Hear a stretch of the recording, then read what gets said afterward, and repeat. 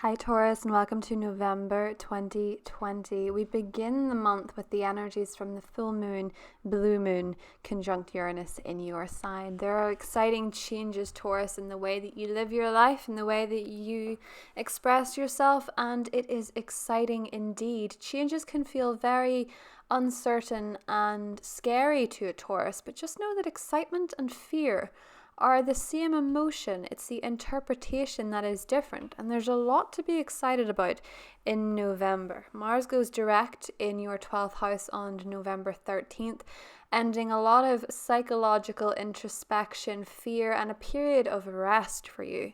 As it goes direct, you can start to expect some emotional and spiritual breakthroughs, particularly as we have a new moon in your opposite sign on the 15th of November, which is going to be sextiling the Capricorn energy. This new moon is a wonderful time to call in healthy partnerships, new love, or a renewed sense of love in your current relationships. Venus enters Scorpio on the 12th, and I'm not kidding, this is going to be a beautiful time to find committed love and partnership, and even in business to soothe tensions and begin new starts and attract better times. The Jupiter conjunct Pluto aspect on the 12th is asking you, Taurus, to engage in belief. What is it that you believe to get you through life? Do you believe in something unseen? And most importantly, do you believe in yourself? Because that is a big part of believing in love. If it's partnership you're looking for, yes, you must believe in a true love match and a healthy relationship and a good person as a partner, but you also have to believe in yourself.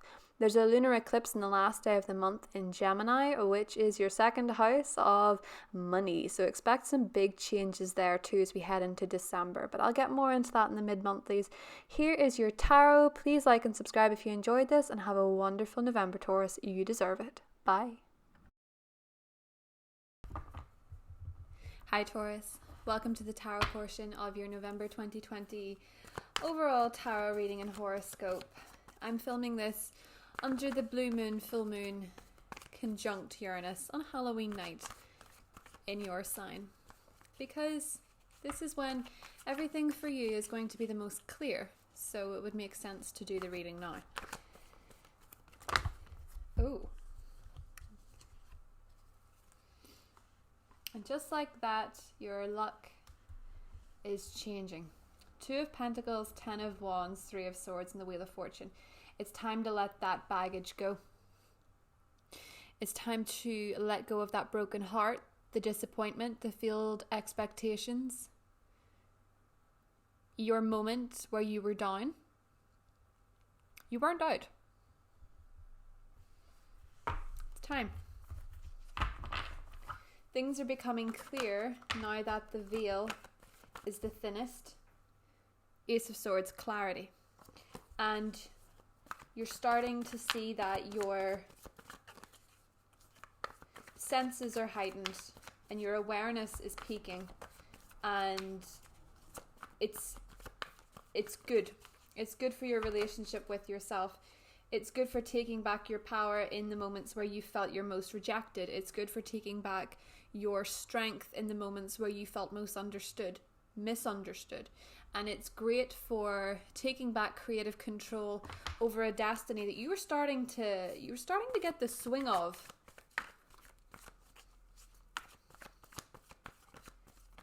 And you're still getting the swing of it. It's just that sometimes understanding something means getting it wrong first. That's how people become masters. That's how people become experts. That's how people become leaders. Because you can't lead people through easy times and expect to be the greatest and expect to be renowned. 2 of Pentacles, 4 of Pentacles, 5 of Swords, 9 of Swords, Judgment. Yes.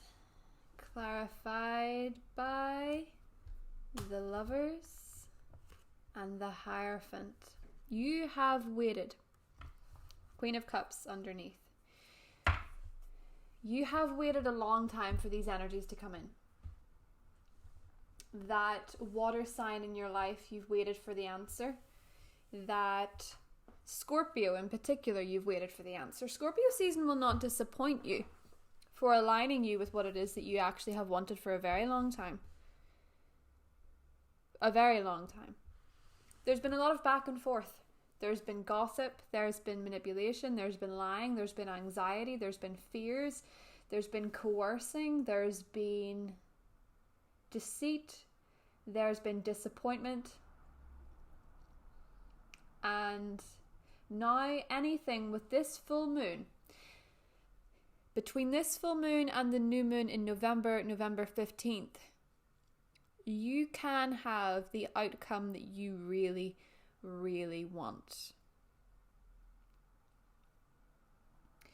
The Jupiter-Pluto conjunction in your 9th house is going to be that defining moment where you decide, and it is a decision, you decide that you're not doing this anymore. You're not staying in this energy. You're not staying in an energy of anxiety and fear and helplessness where you feel like you've no control. You get that back. Judgment, the Lovers, the Hierophant. If you're looking for a committed relationship, the stars are aligning to say Scorpio season, in particular the new moon in Scorpio, is when you can call that in at the snap of a finger. You can get that relationship. You can get that energy going, but it requires you to decide. And it's a conscious decision that you're not going to be a victim anymore. Because for a long time, Taurus, with this Five of Swords, a lot of you have felt kind of powerless to other people's strange games, to other people's strange behaviors, or maybe even to your own. Maybe it was working through your own traumas, your own fears, your own attachment styles, your own codependency issues. Whatever that is, this full moon is clearing you and saying you have all the cards. You have all the power in Scorpio season to be like a Scorpio, to rise from the ashes. When the sun is actually in your opposite sign, you embody that sign's energy more than usual. You become your descendant. And the cards are pretty sure of that. Queen of Cups, Judgment. If you need to make some kind of movement with a Scorpio, define a relationship, have a reckoning, get that person out of your life, whatever that is, you get it because you can think like them. Judgment, Lovers, Hierophant. For many of you, you've been waiting a long time for somebody that feels like the real deal, for somebody that can give you the energy that you have. And right enough, if you can see here, we have Judgment, Pluto, and the Hierophant, Taurus, and the Lovers in the middle. If it's a Scorpio, it appears that all is not lost. If it is any kind of lover, if it's a Gemini even, there are strong bonds, strong attachments, strong commitments coming to your life in November. You just have to get past these anxious fears, the Nine of Swords, the Five of Swords, and let go with the Four of Pentacles of the way things always were. Uranus in your sign is hitting your full moon and saying, Taurus, this is a blue moon. I'm touching it. This is rare. It's happening on Halloween. Strange, unlikely things can happen. The thing you think is most unlikely can happen. For a lot of you, I think it's love. I think a lot of you have given up on that idea of a relationship. You don't think people are like that. You don't think you're going to get that. You don't think you're going to find it. There it is.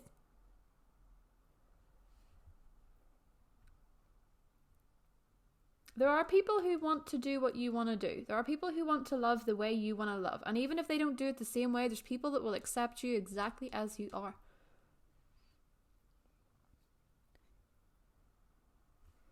And if it is a water sign or a fire sign, there is a new beginning at foot.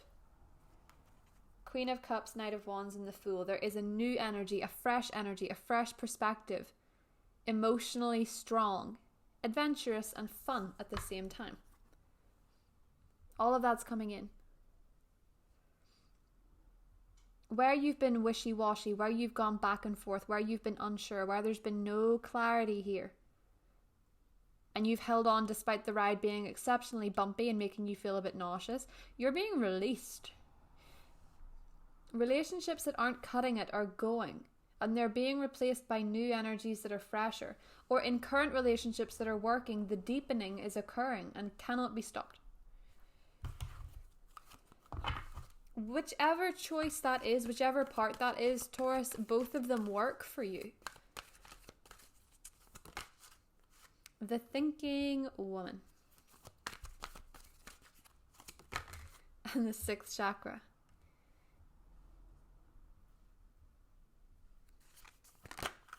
And patience. You've been very patient, but your third eye and your crown, strategy. You've thought about things for a long time, and you've thought about how they were going to play out, what needed to be done, what needed to be changed. You thought about that quite reluctantly, but either way, Taurus, you are coming into a period where the arts and start delegating. You're coming into a period where you can express yourself, where you can create, where you can make decisions, where your patience has well and truly paid off, and now you're into the next step. But the next step requires you to be conscious. It requires you to be very aware of what your morals are, what your rules are, where your boundaries are, what you will and will not accept. It requires some kind of a strategy. And it requires you as well to take everything that you've learned and to see that the 5 of Swords energy of deceit or discord has actually, for some reason, Taurus, worked in your favor. And why that is because it's given you this conscious understanding that in making future decisions, you actually have all the tools you need. Instead of feeling like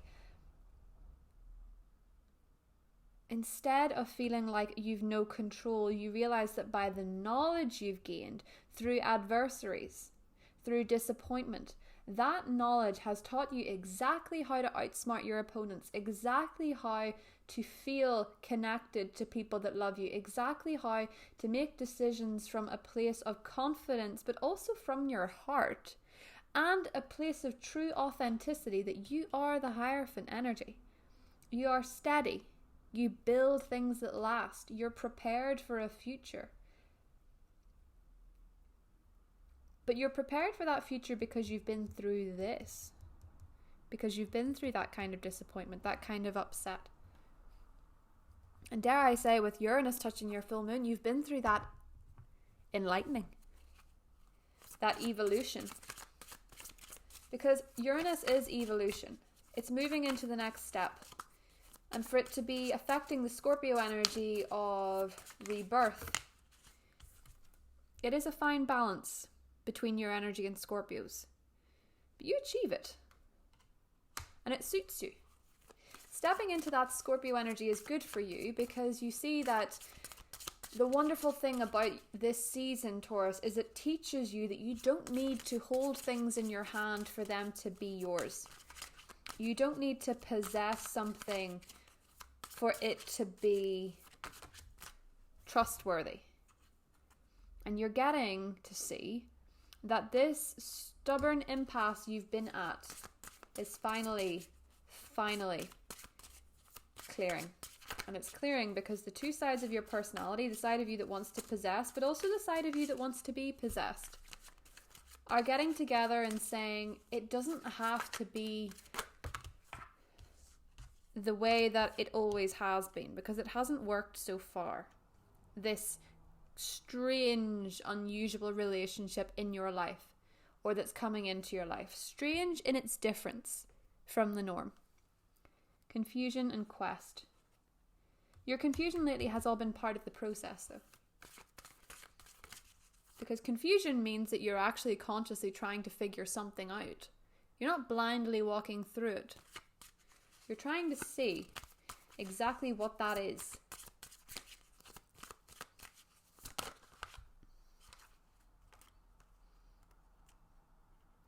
And through the gossip and the drama, you're being renewed.